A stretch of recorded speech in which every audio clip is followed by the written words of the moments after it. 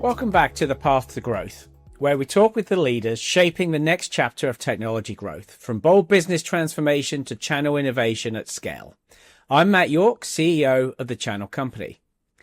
Today we're talking about resilience, not just surviving, but scaling.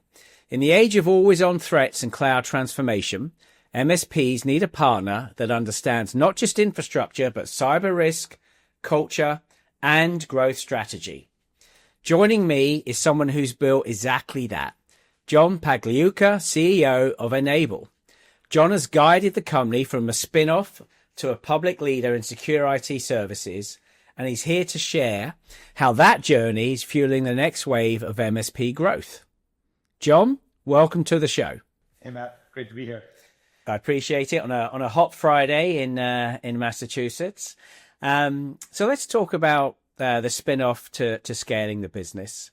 N-able's had a very impressive path to becoming a standalone public company. What were some of the key inflection points, and how have they shaped your growth philosophy as the CEO? Yeah, sure. So, N-able has had a pretty cool journey. Hopefully most of the folks that are tuning in have been with us for decades, Matt, which is pretty cool. And a lot of them, if they've been with us for decades, came up through different brands and different names. We were N-able 1.0 that was based in Ottawa back in the day. And then we were also part of this GFI business. And so one of the key inflection points really was when SolarWinds at the time first acquired N-able in 2013. They acquired Logic Now, the business that I was part of, in 2016. And they put us together and we formed SolarWinds MSP in 2016. And then in 2021, we took that company public as N-able 2.0, is like what we refer to it internally, and we switched to the purple and black, so to speak, Matt. Then, so I'd say that was the big bit. And we like to think of ourselves as an innovative startup. We're actually a collection of a bunch of different acquisitions. We acquired Lumen at the end of last year, and Matt, as leaders, we always try to build a culture that's from the bottoms up, and a we culture. And what I refer to our culture at N-able is a quilt that we pull fabric from different organizations. So we had like this Ottawa N-able quilt. Our data protection, our Cove offering, has a good amount of folks from the EASO business. So all these different startups that have formed that quilt that really shaped the business today. Interesting. So the what's your approach then in trying to create that culture as you acquire new companies? Because obviously, every company has a culture, and sometimes there's a sense that we've been acquired. Do we? What does that mean for us as that? Yeah, great question. Look, I believe that you and I have broken bread a couple of times. I think we share a similar view on leadership overall, and I believe culture is a we thing, not a me thing. And one of the things that we like to do, and what we did with that Lumen and what we did with our backup business, is it was a partnership at first where we were, selling or white labeling an offering. And what that allows the team to do, Matt, is to spend some time getting to know each other. We, as an example, we sold the Lumen product shoulder to shoulder, so to speak, in the channel for a year. And that went so well. We got to know the teams. They got to know us, our styles. And we made the acquisition and made that last bit more of a familiar bit, because the teams have been working together for so long. But yeah, I do believe one of the things companies miss when they do acquisition, and I know in the channel there's a lot of acquisition going on right now. It might look good on a spreadsheet, but you need to make sure that it looks good, or that it feels right from a team point of view, because our teams, the members of our groups, they're the most important assets that we have in technology. And if those teams can't work together or blend together, we can't do it. We were just at Black Hat last week, and guess what? We had the legacy N-able team and that Lumen team again selling side by side in that one booth. So I think making sure that you get the culture right, you build that we culture, you welcome folks and drive a lot of accountability is a key part of it. Yeah, I think it's I love what you said there about the spreadsheet. I think culture needs to be a big part of due diligence, right? Like, you've actually got to put that into the that due diligence process and understand, because as you say, it could look fantastic, financially, in that spreadsheet. But if the groups can't come together and act as one company, it's not going to work. We're spot on. All right, so you've gone public. How, if at all, has that changed the relationship with the partners? Sure. So look, first time public company CEO here, Matt, right? And one of the things I learned early on, Straight into the deep end. straight in, right? Straight in. And one of the things I learned early on is you need to keep all of your stakeholders with the same message and vision. And so if you think about the stakeholders, of course, my stakeholders are the MSP community and the VARs and the channel and their end customers. Those are an important couple of stakeholders. Also, the vendors that we partner with, we believe in an open ecoverse, making sure those stakeholders, my employees are a really important stakeholder. My board, of course, to give us guidance, are an important stakeholder, and Wall Street, right? So they're all stakeholders. And Matt, the best thing is making sure that message is the same. And so what I literally sent to my team a company-wide email last night on our long-range plan, and the headline of that story and the pillars there were the same story that I told Wall Street. So I think it's critical for a leader to make sure that regardless of which stakeholder you're talking to in this 360 world, that we need to make sure members of the media, partners like you, the same message that I'm telling you is the same message that I need to tell Wall Street. And I think that's an important one. I think the challenge being public on some companies is at times public companies forget about the long range arc and driving value to the customer and get caught on the 90-day hamster wheel that is a public company quarter. And so that's the risk. I've had the good fortune to be part of a couple of public companies. And so I learned from some of the previous experiences, like, let's not get on that 90-day hamster wheel. Let's make sure that we're telling a long range story. That's what my customers want to hear. Our partners want to hear. And ultimately, that's what Wall Street wants to hear too. So aligning on that vision and balancing that long range vision as you're, of course, by law kind of mandated to tell the world how you do every 90 days. Yeah. So how do you kind of create that balance, right? Where you're trying to build a long range vision, you're trying to take the employee base, you're trying to take all stakeholders with you, and I love the fact you reference kind of customers, and the channel was as important as the financial stakeholders. With that need, I got to hit this every 90 days. I got to hit a set of metrics that we said 90 days ago. Yeah, sure. I often reference the Jack Welch quote. The former CEO of GE. Yeah. Similar to you and I, he lived most of his life in Massachusetts, and I know we have different accents, but we don't live that far apart. So Jack Welch would always say, as a leader, as a leadership team, you're managing the short term while you're building the long term, and that's what we do at Enable.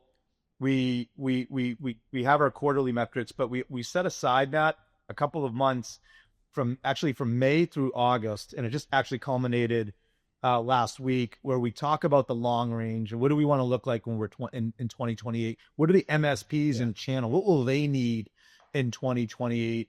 And so it's this balancing act. It is a balancing act, because even if you're building for tomorrow, you need to have those pillars or those proof points, those signposts as you go on through today. In today's day and age, with technology changing as fast as it is, you need to make sure those signposts are giving you that hey, what I'm putting in the market is the right thing. The feedback I'm getting from customers is the right thing. So it's just being mindful and setting up parts of your year, parts of your quarter, parts of your day where you're balancing the different horizons. Yeah.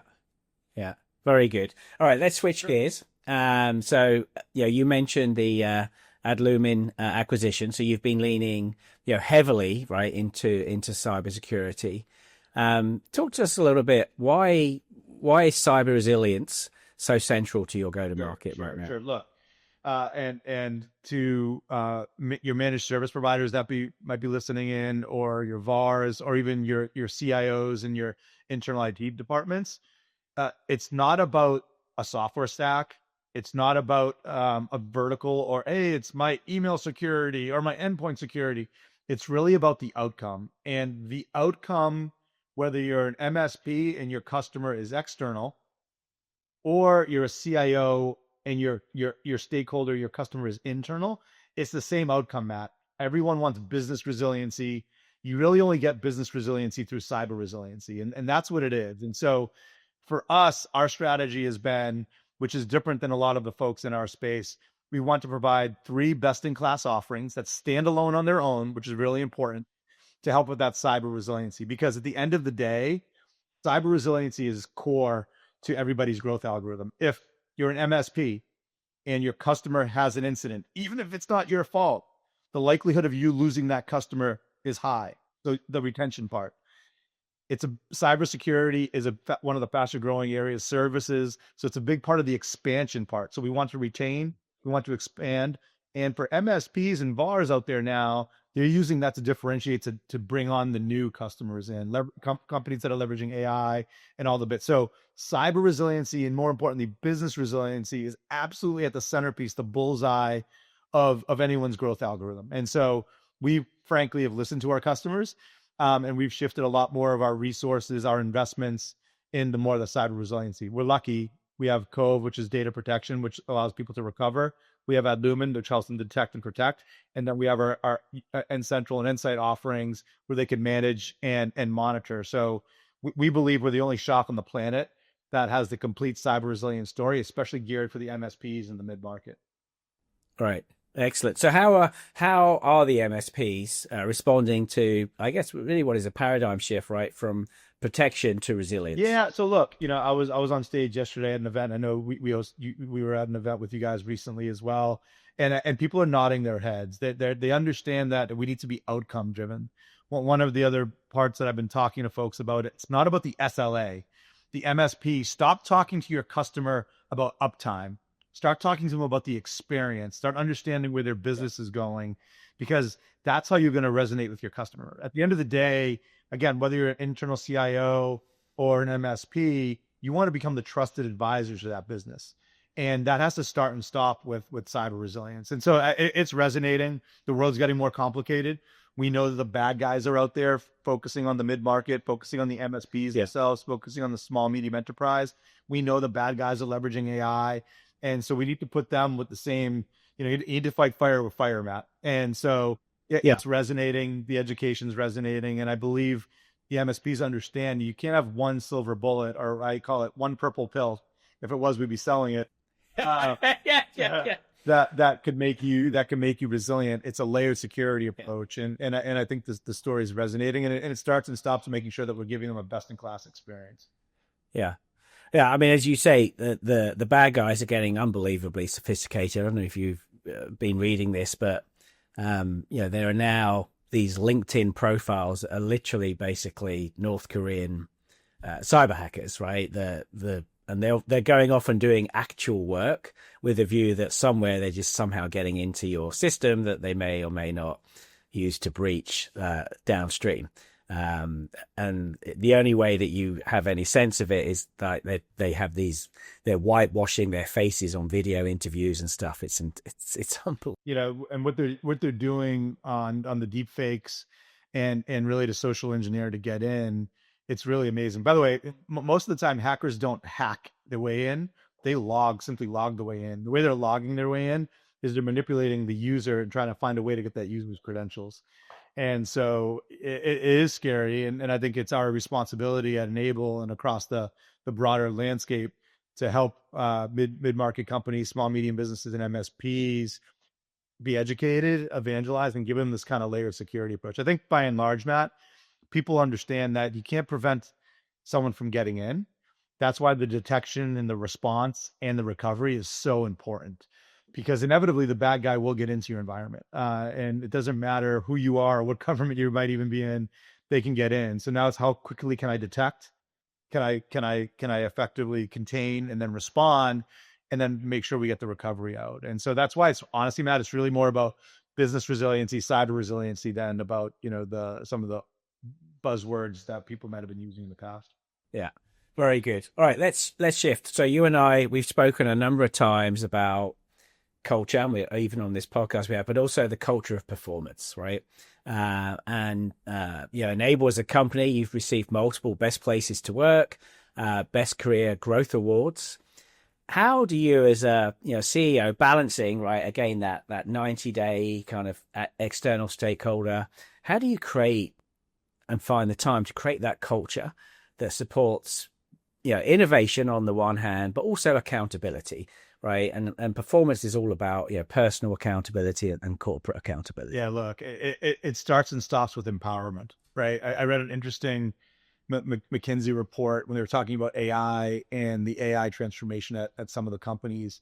And I'm paraphrasing a bit, but basically they said the number one barrier for companies to go through this transformation is not the employees. The employees are ready. It's the leadership that's holding them back. And so for me, whether it be AI, whether it be security, whether it be growth, or hey, a new initiative, I actually just got pinged in my teams from one of my my customer success leaders that took this new initiative to market. Now he's going and he's talking to our MSPs on the front lines and did that himself. So creating an environment where people feel empowered, that they are accountable. You said the right word. At the end of the day, we all want to make a difference. And if you're part of a company where you're just coming in and it feels more like a job and I'm doing what somebody told me to do, you're not going to get the best out of folks, right? If you want the best in folks in this day and age, you need to make sure that they can feel empowered. And it sounds easy, but as you're growing, as you're scaling, it's trusting the team, putting the right goals, aligning on the big vision, and then giving the empowerment and making sure folks can run. Providing that safety net. Mistakes are okay. I get frustrated with organizations. You want your teams to feel comfortable stretching and running fast, Matt, that you might make a mistake. But giving them that empowerment for me is paramount for any organization's success. Yeah, no, I always say, look, mistakes are fine. Let's just not make the same mistake over and over, right? So it's, if you're not making mistakes, we're probably not pushing hard enough or fast enough or thinking differently. But let's make sure that we make a mistake once and we learn from it. And oftentimes you actually learn more from failure than you do success. Yeah, right? I mean that's that famous Nelson Mandela quote, right? We either win or we learn. Yeah.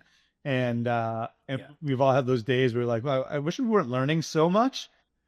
But we need to keep that mindset as leaders, and we need to create an environment where our teams feel comfortable that they can push. And that's true even for some of the MSPs that might be out there that have 5-person shops. Like, encourage your teams to leverage the new tools, create that environment, and you'll be surprised what you get out of that. So obviously your customer base is, I think it's 25,000 strong and growing. And it could be anything from a mum and pop shop up into a very sophisticated large MSP. So how do you connect kind of employee growth to that partner success, and create that connection? Yeah, a lot of it's that I used to work for a CEO back in the day that said repetition never spoils the prayer, and we like to do that a lot. In a lot of my messaging, I like to remind. So we're 1,900 employees worldwide. We're servicing 600,000 small, medium businesses. There's 9 to 10 million people that are depending on us to make sure that their businesses are resilient. And I like to remind the folks, in particular, when you're dealing with an internal IT department or an MSP, they're kind of monkey in the middle, right? Their business, something might happen, whether it be a breach or an outage. And now the MSP or that internal IT department, he or she's under the gun. They're under pressure. And we need to come and make sure that we're empathetic to the customer, understand the pressure that they're in, but make sure that we have the responsibility. It's a privilege and a responsibility. And I keep repeating that prayer almost on a weekly basis to the team so they understand what the mission is. And so, as leaders, as we go through, do your employees understand the mission? And the mission needs to be beyond dollars and cents. It needs to be something where people say, hey, look, I'm protecting the regional bank. I'm my doctor's office, my dentist. I have a cousin who's a chiropractor. That's the type of business and at the end of the day, the small, medium enterprise employs more than half of the world's global economy. People forget about that. And so we're not necessarily out there, providing, security for the largest banks, the Fortune 100 out there, but it's Main Street as opposed to Wall Street. And I believe at Enable, I can see my employees, their shoulders go back. There's a sense of pride and privilege and responsibility that they're there to protect the mid-market and the small, medium enterprise. Yeah, no, I mean, that's, I didn't realize you're 600,000 businesses sitting behind the MSPs and 9 to 10 million kind of employees sitting inside of that. I mean, that's a huge number. And it shows you the scale. I've been reading a lot recently, just kind of, let's just pull on that a little bit around how AI is going to empower even more small businesses, because you're not going to need, you're not going to be constrained by capital, right? You're actually literally going to be able to have AI sales, AI marketing, AI finance function, and you can run a small business that looks like it's a ginormous business. Yeah, I mean, so they referred to the cloud back in the day as like one of the ultimate world flatteners, right? We had the world getting much more robust in their cloud Yeah, technologies. Well, man, AI is, even if that was a world flattener, this is AI is completely really a world flattener, because you and I grew up in the last software world in the last 20 years, SaaS. Those were kind of more geared yeah, enterprise, maybe small enterprise. But the power of AI right now, it's right down to the individual. An individual can go spin up and leverage the large language models that are out there. And so really it's going to eliminate barriers to entry for a lot of folks. So small, medium enterprise, I expect to gain a lot in productivity. But Matt, you know what? It starts with the curiosity, and the understanding of technology. And this is where I think MSPs can really help. People ask me, oh, is AI going to be the end of managed service? No. What I tell people, as long as there's a delta, a gap between bleeding edge for the good guys or for the bad guys, and what maybe like your cousin or brother-in-law who's a lawyer, or the doctor's office, there's always going to be a gap between what's out there for the good guys and the bad guys, and what people that aren't focused on IT. And managed service providers can provide that gap yeah. and help those folks. So you're a doctor's office, or you're that small chiropractor, the MSP can now wrap an AI service, help them with their AI service. So maybe they don't need as many administrative folks, or maybe their team can spend, Matt, it's less about the reduction in the workforce. It's more about the efficacy of the workforce and the production of the workforce. And I think AI, it's the next wave. We're just getting started, and I think we'll see productivity gains across. We're seeing it already. We're using it. And I think my guidance to the MSPs is look at it in three different dimensions. Look at your own internal business. How many L1 technicians? What are your L1 technicians doing now? How can you elevate them, make them more effective? Number two, select vendors that are leveraging AI. That's, hopefully they're talking to companies like Enable, because we have AI powered tools across our portfolio. And then number three, talk to your customers, survey your customers, educate your customers, make sure that they're protected. Matt, one of the things people don't understand is people might be pushing data into a spot where they don't really know where their data is going. So make sure that they're protecting it in the right way, and then maybe you can wrap a service around it. So I think it's going to be a fantastic third horizon for the MSP market. Yeah, I totally agree. I mean, we do a ton of research, obviously, as you would expect. We're definitely at that kind of tipping point or crossing the chasm point where MSPs are, now reporting tremendous interest from their customers, actual moving into proof of concept, not just the hype cycle. MSPs, like you say, in that L1 technician environment are definitely leveraging the tools there so that they can offer higher value services to their customers. And the beauty of AI is, I mean, obviously the hype cycle's off the charts, but I can't ship you a box of AI that you're going to plug in and say, I've done it. Right. There's so much that goes into it. Not least, as you mentioned, you need a data architecture, and then you need to have your data in a safe, protected environment, right? Those things are challenging for companies. So that's going to help MSPs. That's really high value work. And then you're just going to start attacking opportunities or problem areas in your business using specific agents, right? That you're going to, That's exactly right. I tell folks the verbs have been staying the same for 20 years, and they're going to stay the same for the next 20 years as well. You're managing, you're securing, you're protecting, you're recovering. Those are the verbs. The nouns keep stacking up, right? So it was workstations and servers, then it was SaaS applications. Now you have these AI agents. The old nouns don't go away, Matt. The new nouns are coming in. AI is kind of sitting on top. They're saying is it going to eat software? I don't think it's going to eat software. It will augment software. And what you'll have left for the MSPs and the IT directors is more nouns that they have to go apply the same verbs: identify, protect, recover, and go from there, right? yeah, no, I love that. I'm going to use that if you don't mind. Yeah, no, Yeah. So, I mean, we've talked around this. So let's dig a little bit deeper. Enable's known, right, for being absolutely laser focused on MSPs. And we see that with your presence at our various MSP focused events. A tremendous supporter. What does it? What does being partner first actually mean inside your organization? Yeah. So, if Well, you take it down to the people. so no, first of all, it's evolving, and uh we're evolving even what partner first means, and we're evolving actually to even now to VARs as well. And so what we found is we're really the term MSP, this is blasphemy for me saying this. It's kind of a silly phrase, right? Managed service provider. Really what it is it's the trusted solution provider or the technology Yeah. solution provider that you're having. Those show up as managed service providers, MSPs, that provide the service, but also in these VARs. And so we're evolving our definition to make sure that we're helping service some of these VARs as well, not number one. So the broader swath of the channel, frankly. But really, it's really about that XLA, and this has been, I'm on my soapbox for the last couple of months internally, where it's more about, it's not just about uptime. We have to understand what the customer's goal is, what the MSP's goal is. I'm blessed to talk to, honestly, hundreds, if not actually thousands of MSPs every year. And the reality is they're kind of like fingerprints, Matt. Not two MSPs are really alike. And they all have their own bespoke journey and goal.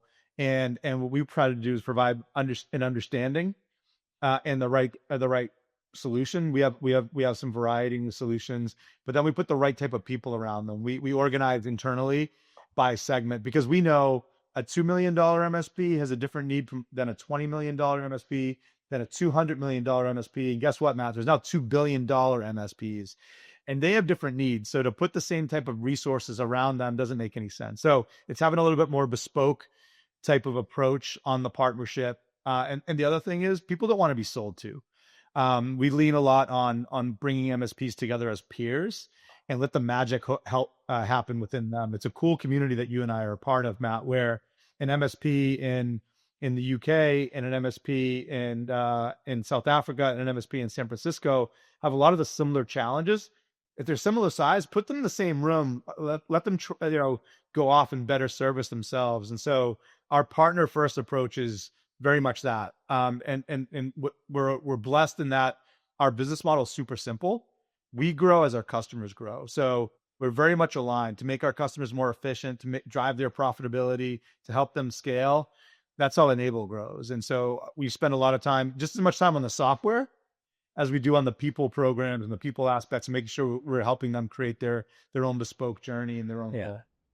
Yeah, no, and I love that, and I also see that when we're at events together. So let's just talk about that. You're recognised frequently by CRN, one of our brands, and in fact, this week, as I said to you, you actually voted by the MSPs or at the event. You won our exchange best in show. So what are outside? So congratulations. Now outside of that. But what are partners telling you is working? What are the partners telling you? Yeah, and by the way, what the awards that mean the most, it's when it comes from the community, when the Yeah. MSPs are saying that, and it means the most. So thanks to them for voting us in.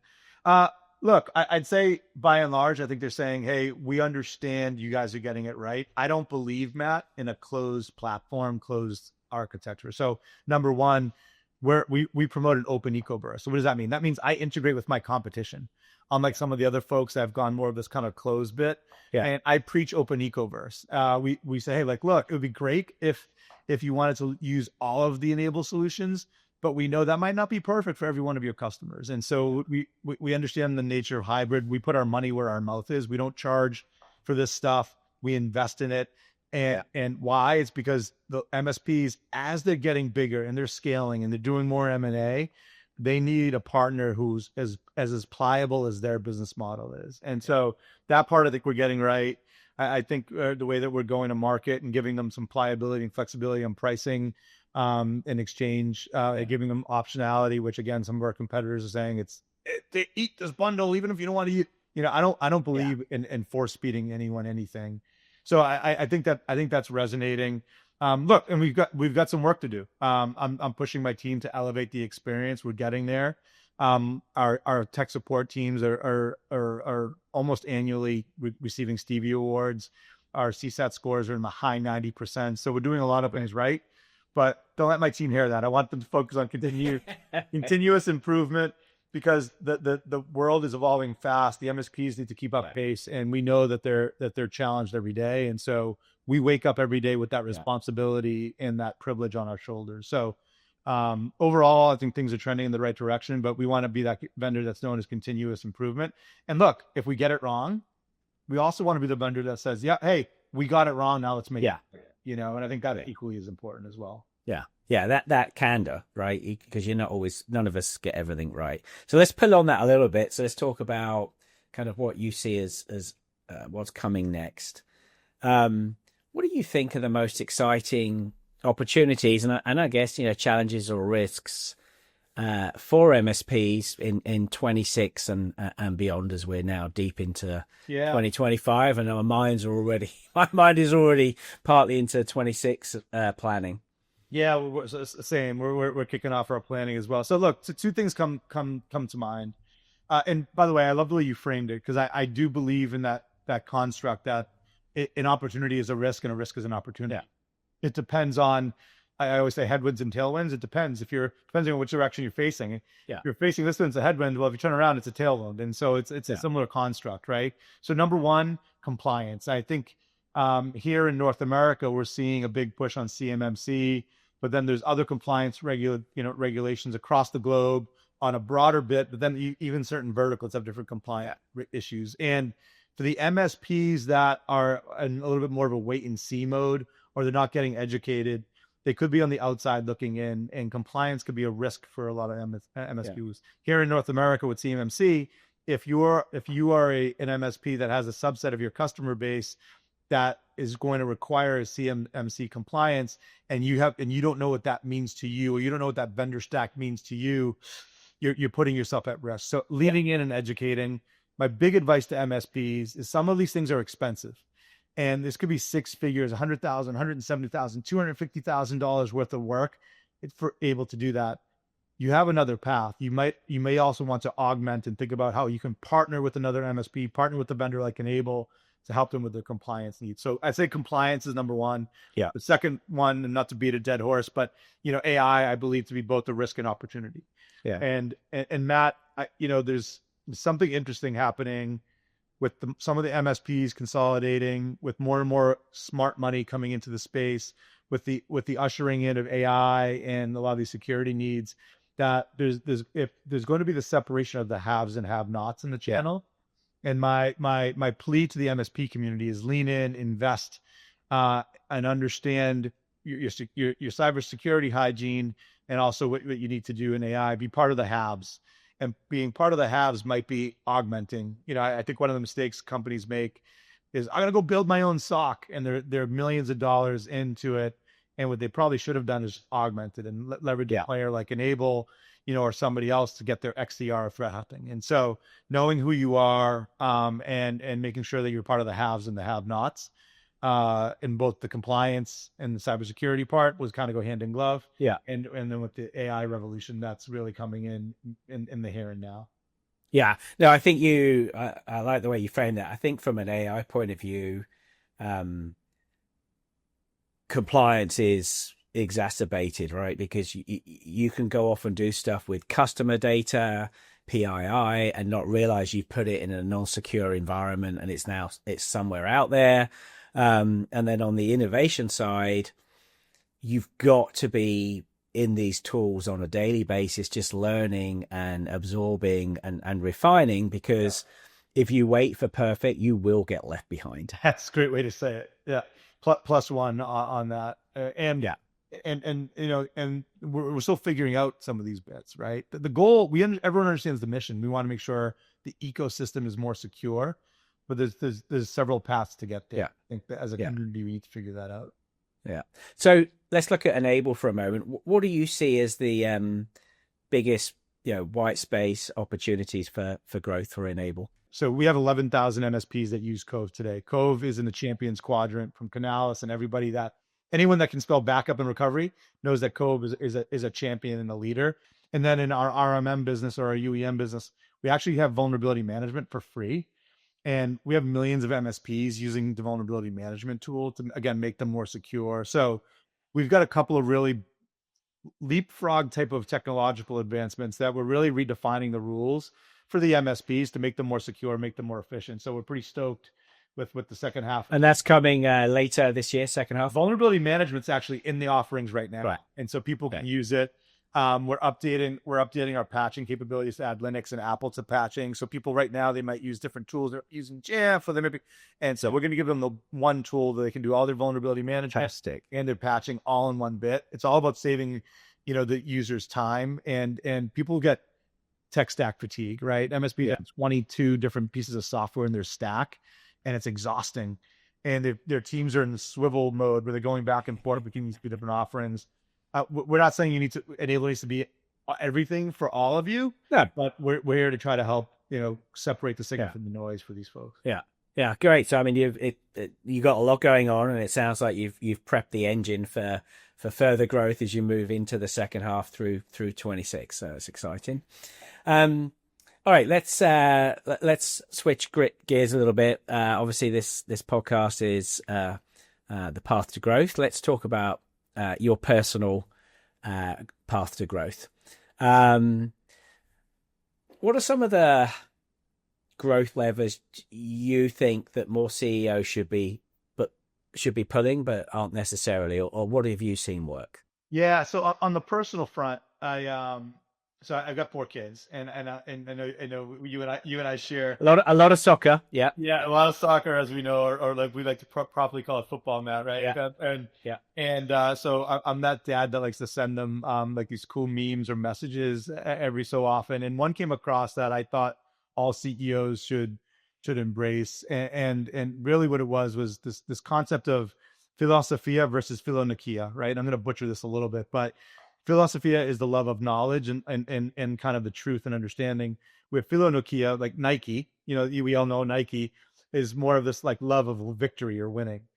And as a leader of a business and a CEO, whether it be your 2-person shop or 2,000-person shop or 200,000-person shop, your focus needs to be on the philosophia and making sure that you and your team are trying to uncover the truth for your customer and not just trying to win. The win has a short-term kind of view. And so the more that as a leader, you can have an approach and a conversation on more of the philosophia versus the philonokia, you'll have a better organization, because you want your organization to challenge you. You want to have the right answer, not your answer win. You want the right answer to win. And the leaders that anchor around, I want to be right, or it's my idea, they have short legs, Matt. It's the folks that have more of an anchoring on the philosophia versus the philonokia, I find, have the best and most rewarding careers. Yeah. That's fascinating. I'm gonna definitely use that one as well. Yeah, cool. So as we wrap up, I like to always kind of do kind of key things I've heard, right? So, culture, within that empowerment, right? Empowering your staff, and also a culture of continuous improvement. Managing the short term versus building the long term, right? So having both of those things going on, right, in that balance. It's not one or the other. It's about the outcome. i.e., business resilience is cyber resilience, right? So it's not just the short term. I loved verbs will stay the same, but there's just going to be more new nouns. I think that's a great way to look at that. Obviously, a culture of customer empathy, and that's how you try and go market every day. I mean, that came through loud and clear.